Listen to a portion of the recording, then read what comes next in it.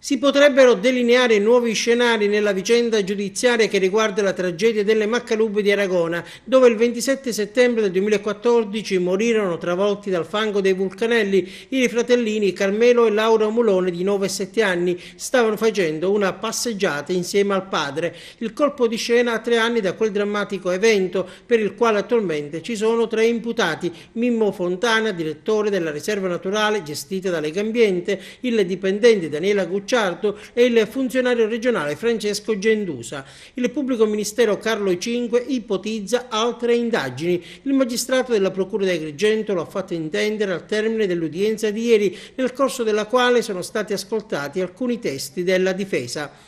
Un funzionario della regione, Loredana Oliveri, ha raccontato in particolare che il Consiglio regionale che si occupa di parchi e riserve e che in sostanza esprime anche dei pareri relativi alla sicurezza dei siti, per 3 anni, dal 2011 fino al momento della tragedia, non fu praticamente operativo per 2 ragioni.